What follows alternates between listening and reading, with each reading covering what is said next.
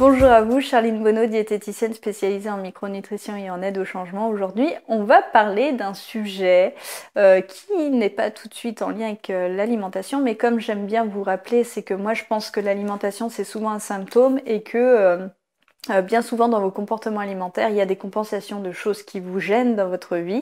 Donc j'essaye toujours d'élargir votre réflexion à d'autres thématiques, à aller voir un peu plus profondément à l'intérieur de vous s'il n'y a pas autre chose qui est masqué par ce comportement alimentaire que vous essayez de changer. Donc aujourd'hui par exemple on va parler de la frustration, parce que la frustration c'est une émotion que souvent on compense avec l'alimentation. La frustration c'est cette sensation qui est vraiment désagréable, contre lequel on se sent impuissant. En fait, souvent, c'est lié à ça, à une interprétation d'une situation où on se sent impuissant. Et c'est une émotion qui peut vraiment vous ronger de plus profondément à l'intérieur de vous et que souvent on a vite envie d'enfouir parce qu'elle est désagréable, parce qu'on a la sensation qu'on n'a pas le contrôle là-dessus, qu'on ne sait pas quoi faire et qu'on se dit que le meilleur moyen c'est de la taire. Et pour ça, en général, ce qu'on va faire, c'est qu'on va avoir une mauvaise alimentation, on va avoir un mauvais comportement alimentaire pour justement taire cette sensation. Donc aujourd'hui, ce que je vous propose, ça va être de changer de tactique. Je vais vous donner un outil, en fait, une clé, qui va vous permettre de dépasser ça et de comprendre en fait profondément la cause, comprendre que cette sensation désagréable, finalement, c'est un besoin qui n'est pas assouvi, ça c'est sûr, mais que vous pouvez en faire quelque chose et que ça peut vous servir, en fait. Vous pouvez utiliser la frustration comme un levier, comme quelque chose qui vous permet d'améliorer votre vie et au contraire d'obtenir finalement ce que vous voulez, mais d'une manière détournée. Et oui, c'est possible. La frustration, donc c'est souvent quelque chose qu'on aimerait avoir, qu'on estime qu'on devrait avoir en fait et qu'on n'a pas. Donc c'est souvent quelque chose qui part de cette interprétation.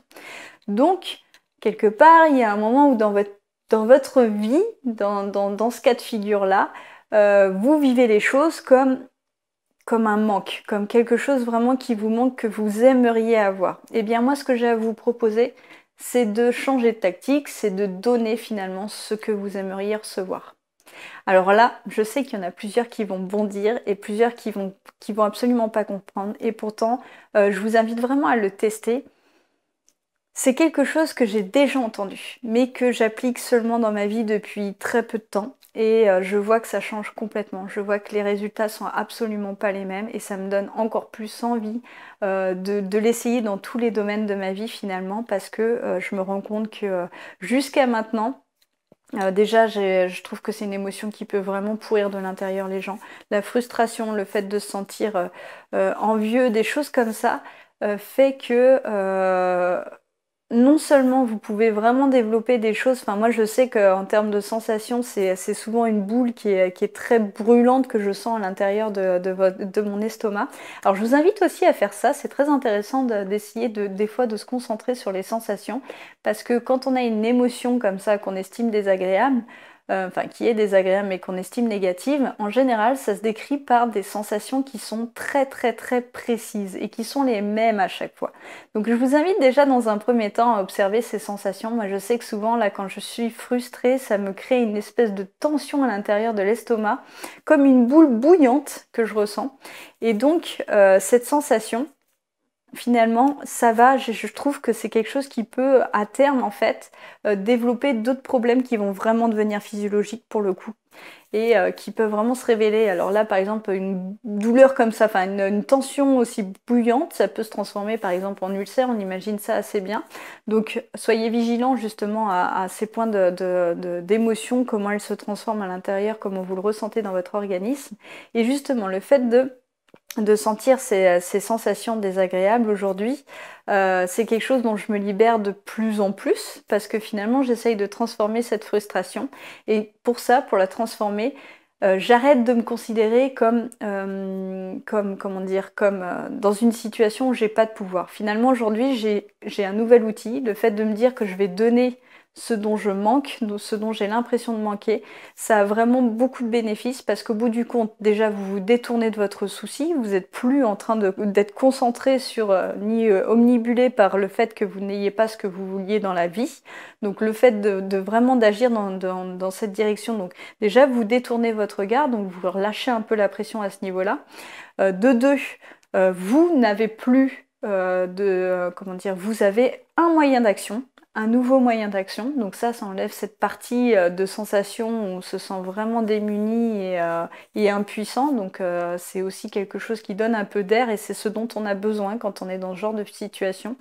Et ensuite, dernière chose, et ça c'est le bénéfice bonus, c'est que souvent, en donnant ce qu'on aimerait recevoir, ce dont vraiment on change d'énergie et on finit par l'obtenir. C'est ça qui est bizarre, c'est tout pendant que vous êtes dans cette frustration, dans cette émotion désagréable, vous êtes dans un état de tension qui va faire que quelque part, vous allez faire peser les choses sur votre environnement, c'est pas comme ça que vous allez obtenir ce que vous voulez.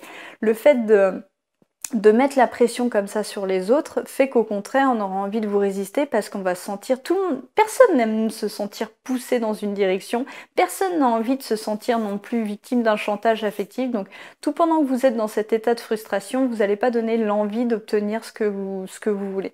Par contre, si vous changez de tactique et vous commencez à donner ce que vous aimeriez recevoir, moi je vous garantis que petit à petit les gens vont lâcher cette pression et vont avoir envie de vous récompenser en vous donnant ce que vous avez envie. Donc là je parle comme si c'était une personne qui pouvait faire quelque chose, mais dans la vie ça fonctionne globalement de la même manière. Par exemple, si vous êtes dans une situation, alors je vais prendre plusieurs exemples, mais si vous êtes dans une situation par exemple où vous avez l'impression que je sais pas moi, que vous n'avez pas pas assez, que vos amis ne vous aiment pas assez fort, qu'ils vous donnent pas assez de démonstrations, des choses comme ça.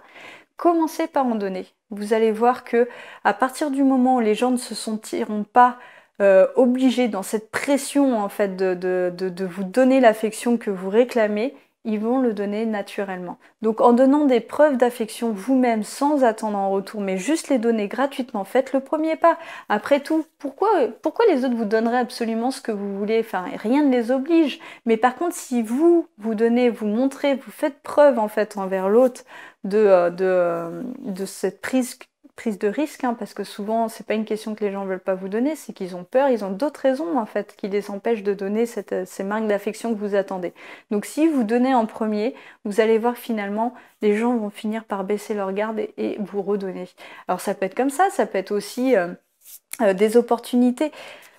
Même des opportunités professionnelles. Si vous demandez toujours de l'aide aux gens comme ça, si à chaque fois que vous allez les voir, vous leur demandez de l'aide, ça peut pas fonctionner parce qu'on le sent que vous êtes toujours dans l'attente, on le sent cette pression, que vous êtes dans la quête. Par contre, si vous commencez à vous faire un réseau en rendant des services, en donnant aux gens en premier, vous allez voir que les gens auront envie en fait naturellement de vous donner plus. Ça marche comme ça dans tous les contextes. Ça marche en amour. Si vous voulez que votre conjoint soit plus affectueux, soit plus démonstratif, etc., commencez par lui donner les marques d'affection que lui, il attend. Et là, je formule ça de manière très précise, c'est fait exprès, parce que bien souvent, le problème, c'est qu'on se donne les marques d'affection qu'on aimerait recevoir, mais pas celles que l'autre attend. Donc, donnez-lui les marques d'affection que lui aimerait recevoir, quitte à lui demander, et en lui donnant, vous allez voir que c'est là qu'il va se tourner vers vous. C'est pas en lui réclamant. Ça marche avec personne, ça marche avec aucune situation. À partir du moment où vous êtes dans cette émotion de frustration, vous n'allez rien recevoir tout simplement parce que les gens vont se sentir obligés. Alors qu'à partir du moment où vous-même vous donnez, vous-même vous vous exposez, vous allez voir que ça va inciter votre entourage à en faire autant et à vous récompenser d'une autre manière. Donc c'est vraiment important de comprendre ça. Voilà, c'était ce que je voulais vous partager parce que c'est une émotion dont j'entends souvent parler en consultation et je me dis que pour moi ça fonctionne. Je trouve que c'est un outil qui est très intéressant en fait et depuis que je l'ai compris mais surtout depuis que j'ai commencé à l'appliquer dans ma vie, je vois que c'est complètement différent et que ça porte ses fruits. Donc je vous invite vraiment à le tester vous-même et à le faire, vous verrez bien. Moi, vraiment je vous garantis, j'en suis convaincue, je vous garantis que c'est la meilleure des tactiques jusque-là essayées. Donc faites-le. Testez, c'est ce que je vous dis. Soyez un bon testeur, testez avant de vous faire une opinion. Vraiment là, c'est une grosse pépite que je vous livre. Donc j'espère que vous l'appliquerez dans votre vie. Et si vous l'avez appliqué, j'aimerais bien que vous me laissiez justement en commentaire ce que vous en avez pensé et ce que vous avez fait et ce que ça vous a permis de comprendre, etc. Donc n'hésitez pas à me partager vos expériences. C'est vraiment un plaisir de vous lire et puis de pouvoir vous répondre aussi. Donc voilà, j'attends vos commentaires. On se retrouve demain pour la prochaine vidéo et en attendant, n'oubliez pas qu'un changement alimentaire, ça passe par un changement global et que tout ça, ça repose sur un pourquoi fort. À demain!